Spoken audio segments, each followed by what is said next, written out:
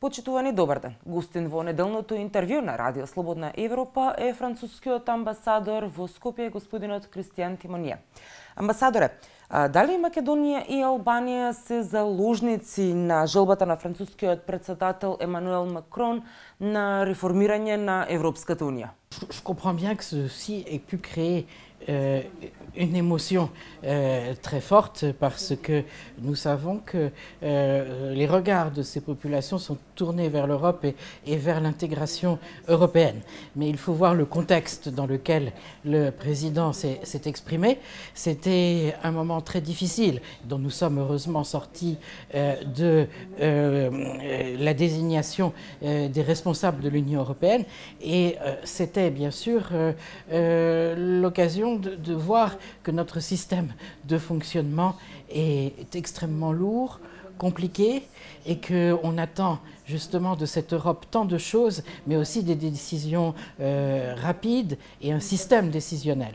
Et l'idée, c'était une idée qu'il a souvent exprimée, c'est que l'élargissement européen ne pourrait venir que lorsque le système de décision aurait été rénové, car il ne donne pas satisfaction actuellement. Donc je crois qu'il faut beaucoup mieux comprendre cette remarque comme une remarque sur le processus de décision actuel que sur une hostilité de principe qu'il n'a pas, puisqu'il a dit que la place des pays des Balkans est à l'intérieur justement d'une Union européenne rénovée.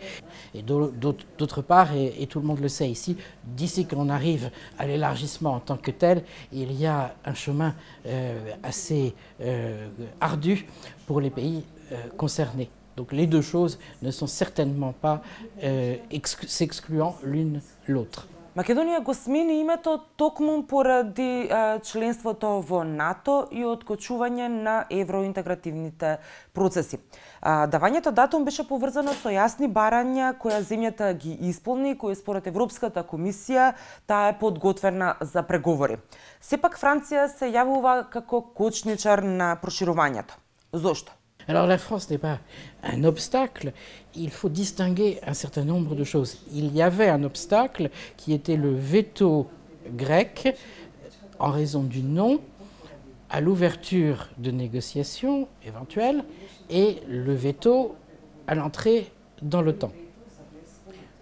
La question de l'OTAN a été levée parce que les conditions étaient remplies. D'abord parce que le nom a été changé et aussi parce que les conditions objectives de l'armée de Macédoine du Nord faisaient qu'elle pouvait être un partenaire à plein droit. Et donc le processus est en cours et c'est un fruit de l'accord de Prespa. La deuxième question, elle a été posée en juin dernier, c'est bien sûr l'agenda, un agenda qui a été décliné, et qui a été décliné sous la forme du 369 sur l'agenda 18. D'une certaine façon, ce que l'on attend, c'est le bilan de cet agenda. Nous étions prêts en juin à en discuter. Il y avait ce problème technique au Bundestag et nous devons respecter les systèmes parlementaire, en particulier le système parlementaire allemand qui est très particulier. Et donc nous allons ouvrir la discussion avec nos partenaires, avec les autres États membres en octobre, comme les conclusions du Conseil de juin nous y conduisent. Et donc ce sera l'ouverture de ces discussions sur le rapport de la Commission qui aura lieu à ce moment-là. Je ne peux pas vous dire la conclusion parce que ce sera une discussion entre tous les États membres. Il y a aussi la question de l'Albanie, il y a la question de la Macédoine du Nord. Ce sera certainement une discussion qui permettra aussi de prendre en compte des évolutions récentes dans les différents pays, évolutions parfois préoccupantes, évolutions parfois positives. Et après, ce sera aux États membres de discuter si le moment est venu de l'ouverture des négociations. Каков ќе биде ставот на Франција во октомври? Дали Македонија е подготвена за почеток за преговори? Alors nous travaillons avec vous, nous avons un expert auprès du vice-premier ministre Bouillard Osmani.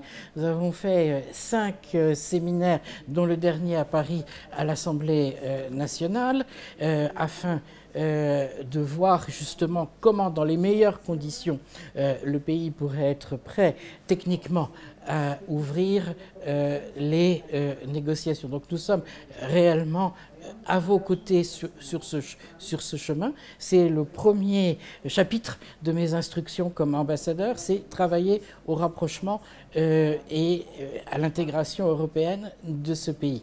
Alors, cela ne préjuge pas de la longueur du chemin, qui n'est pas simple, mais sur ce point, nous sommes tout à fait sur la ligne d'aider et de faciliter.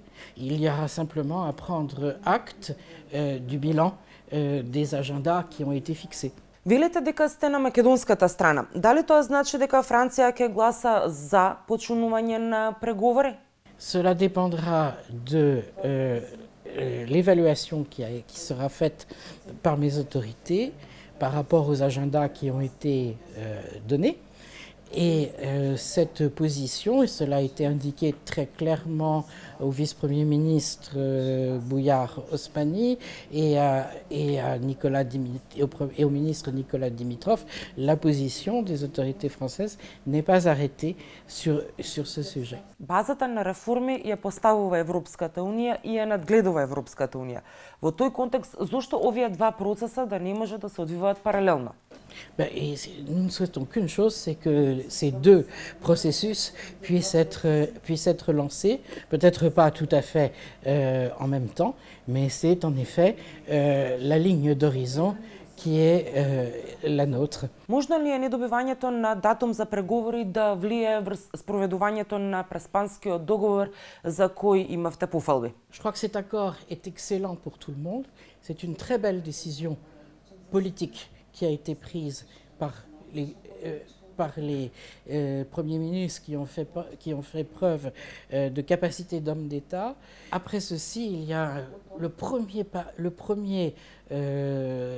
principe de la diplomatie qui est pacta sunt servanda. Les traités doivent être respectés. C'est la règle du droit international et je ne doute pas que cela s'applique dans le cas d'espèces. Il faudra là encore l'exécution d'un traité. Ce sont des sociétés, ce sont aussi des parlements, ce sont des municipalités et il faudra que les sociétés soient portées par un rapprochement et nous sommes prêts à travailler sur ce domaine, en particulier bien sûr en facilitant le travail entre les jeunes grecs et les jeunes macédoniens du Nord. Il y a beaucoup à faire pour rapprocher les sociétés parce que ce traité est excellent pour les deux parties. Il faut bien sûr lui donner le contenu dans la société et pas seulement sur la route de Bruxelles. Il a été fait aussi pour réconcilier ou pour concilier et faire vivre ensemble des sociétés. Спроведувањето на Преспанскиот договор е поврзано со рокови кои што се врзани со преговорите за членство во Европската унија. Ако не почнат преговорите, дел од договорот нема да почне да се спроведува поради тие рокови. Дали тоа ќе значи минирање на Преспанскиот договор? Non, je ne pense pas. L'accord de Prespa, c'était d'abord un esprit et aussi des intérêts. Et les intérêts qui sont en présence sont les intérêts bien compris des deux peuples. Et donc, l'accord sera porté dans la réalité par les deux peuples. Sinon, je ne lui vois pas d'avenir.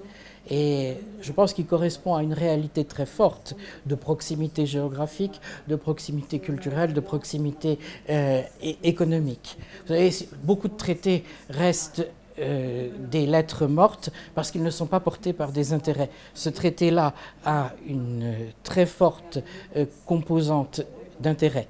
Pour le reste, les deux pays n'ont pu s'engager l'un que vis-à-vis de l'autre, et c'est un morceau de droit bien connu que l'on ne peut ester que pour soi-même.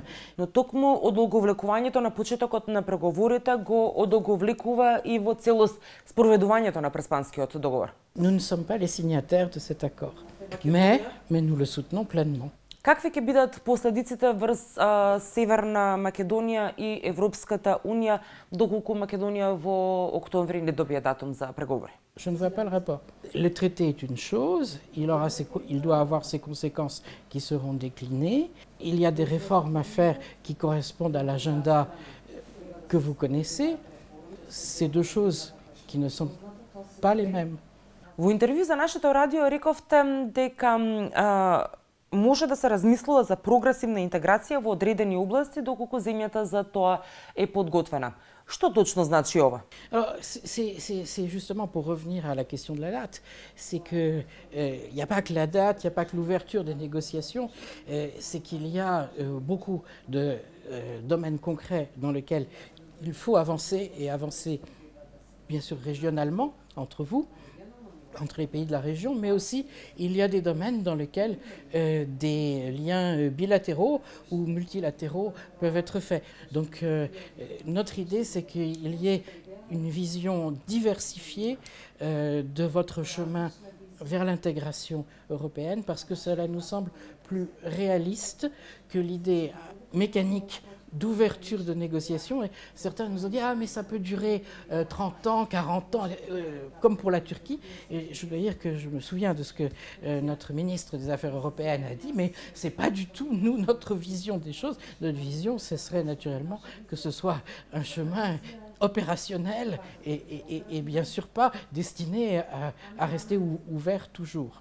Donc il faut vraiment distinguer les choses et insister plus sur l'aspect opérationnel entre pays des Balkans et opérationnel avec nous, enfin, avec les pays européens. C'est pour ça que le président Macron a fait de la présence de l'Agence française de développement avec laquelle le gouvernement va signer un accord, le gouvernement de Macédoine du Nord, un outil très très fort de notre coopération future, avec cette vision bien sûr européenne, puisque nous souhaitons que ces coopérations soient le plus multilatéral possible, éventuellement avec une dimension franco-allemande, puisque nous insistons sur ce point.